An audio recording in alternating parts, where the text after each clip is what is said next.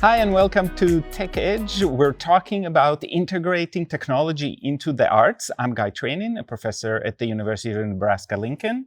And I'm Cody Tallarico, and I serve Nebraska as the Fine Arts Education Specialist at the Nebraska Department of Education.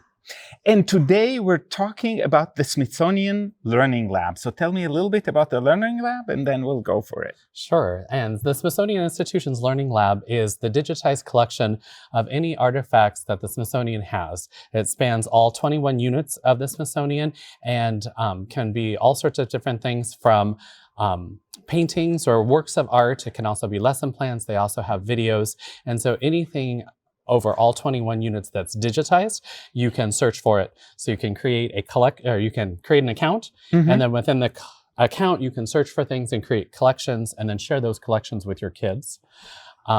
Or with other teachers, and then you can have it all pulled into one place. And because it's a government website, it is COPPA, FERPA, and SIPA compliant. So as far as student privacy goes, that is all taken care of.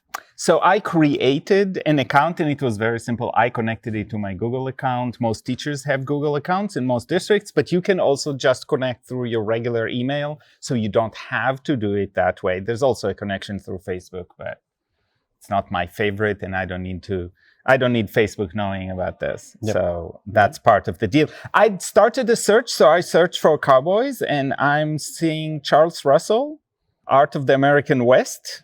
And this was a collection that was created by somebody, and so we can see it now coming up. And it's taking a little bit of time, but that's okay. Be patient. Yep, it does take a little bit of time. And so there should be information on the collection, like who created it. Yes. And I know some of the as I've worked with folks that work at the Smithsonian American Art Museum, they create collections and share them. And so this might actually be one of theirs, or it could be a collection that just somebody created and made public. Yeah. And if I want to see who created it, I see it's Arthur Glazer, but I don't think I can see who they are. Anyway, this is social studies, and it has, I can immediately see there's a stamp, there's some photos, there's some sculpture, there's some activities, something that looks like activities. And so if you click on something, so click on like one of the works of art. Okay. You can just click right on the tile. Yeah. Apparently I can't. Maybe let's go back Let's go back and find another collection. Or actually just do a search for American West, and then we'll build your own collection. Oh, okay. So I found other people's collection. Yeah. So let's try American West. Okay, that's got to be a large collection. And in fact, do you want to go back to clear the beginning so they can see what it looks like when they log in? Yeah. Okay. I'm concrete sequential. All right. So I am in and I need to be in Discover? Yeah. Oh, create a collection, I think. Actually, you can be in Discover and you can create it from there. Okay. So I'm in Discover, and I will look American West.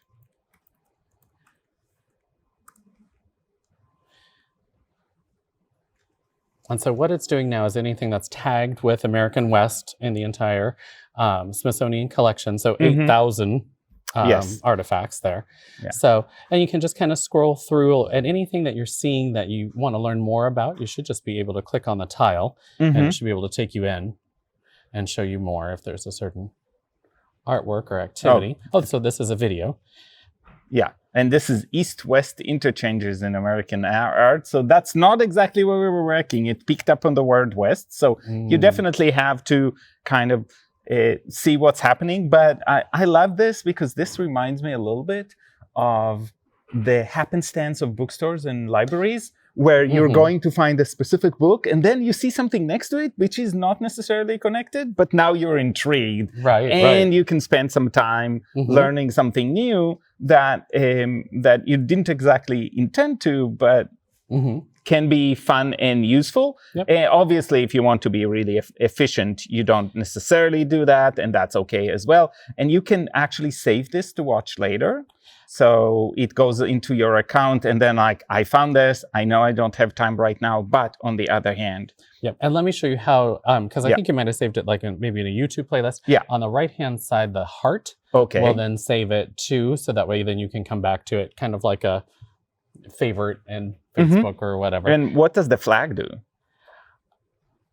The flag is if you feel like anything's appropriate or you need to draw attention for the Smithsonian folks. The eye has what museum calls the tombstone information. So it gives you a synopsis of it. It gives you what unit of the Smithsonian or museum of the Smithsonian it's in, the DOI, and it also includes the copyright information, if it's creative license or if you can use it outside of the Learning Lab. Yeah, excellent. So that's where all the information is. That is delightful. And that is very thorough as a way to look at it. And then you can add notes to it, I see. Yeah. I can just write whatever I want about it to myself, right? Yes. And the notes you can also, I believe, share with, if you create your own collection, and then you want to share it with your students. So that way they're not going into thousands and thousands of artifacts the collection trying to figure out. So you can pull a collection together, and then it creates a unique URL for that. It also creates a bibliography entry for you. Wow. And then you can share that directly with folks too. So let's just jump somewhere. I'm looking for something more visual. There are a lot of videos. I mean, I think, and we talked just before we started shooting today, and this is the Smithsonian. So it is very rich, and much like learning how to search anything online, you have to learn the language and find the ways where you can get what you're looking for, because there's going to be so much. I mean, with 8,000 results, I'm definitely not looking at 8,000 results today. So finding a way to narrow it might be helpful. So this is, for example, a poster about the airway system, flight to Mexico. So this is Pan American. This is beautiful, though. All right. So what else can I do on this? So I can create a collection. And so if you like this one and you want to add it to your collection, there should be a plus sign on the side there. And then as you're creating your collection, you can title it however you want to title it. And then you can put a description down below. And this is important too, because earlier we saw that there are collections that people have shared. So then you could look a little bit at what the description is, see if that's something you want to look more at that collection for or not.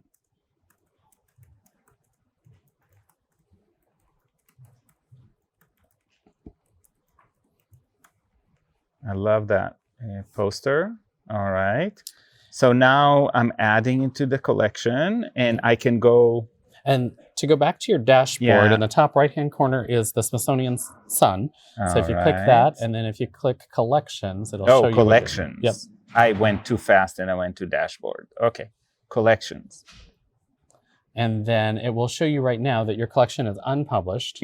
And so, but you can see the artifact in there, and you can and you can add more things to that collection. So now it shows me, okay, I see my collection now, and I can I share it so I can publish it and then anybody can see it? Right. So can I share it to specific users without publishing it? No, you have to publish it, and then you have to share a link. Yes. So I see, I just click on the share button and I can go to Facebook, to X. It still has the Twitter symbol. So social media, email, and through links. So if you click on the email, it goes to your email. Obviously, I'm not logged in, so that's not going to take us anywhere good. And we can go back to the Smithsonian. So how I typically do it is I copy the link, and then I embed the link into PowerPoint or whatever. PowerPoint or a landing page or whatever, however I'm sharing it. All right. So what's your favorite collection?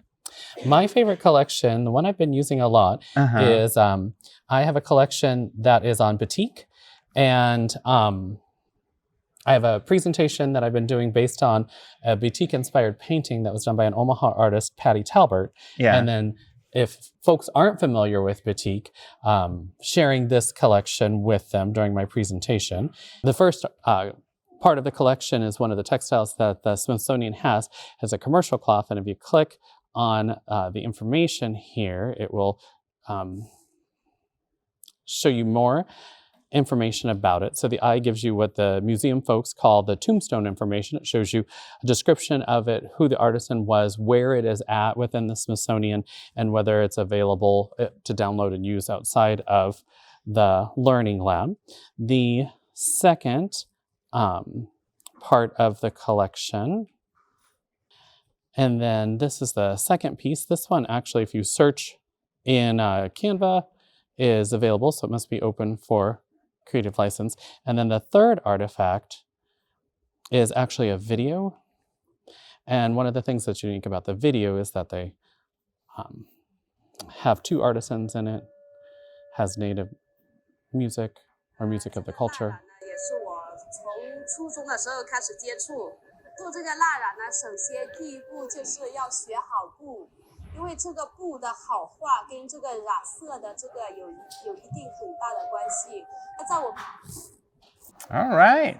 So, today we talked about the Smithsonian Learning Lab and the richness that we as teachers can encounter and then select from. So our students have a curated selection that we feel is exactly where we want to take them, right? Mm-hmm. We feel that it is quote unquote safe. Mm-hmm. So we've gone through it and we know what they're getting to and what they're seeing, that it's relevant, that it's not going to cause any problems. And now with state laws and other things and parents being concerned, this is one of those areas where you can be thoughtful in advance and prevent anything from becoming an issue unless you want to make it an issue, which is true. So how do you think teachers should use this?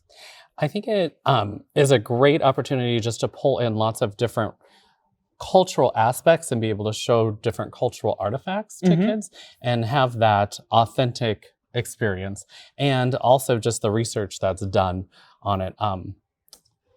I also think it can explore, the idea of museum occupations. There's videos with conservatorship Mm-hmm. and things like that in there. So it's such a huge variety.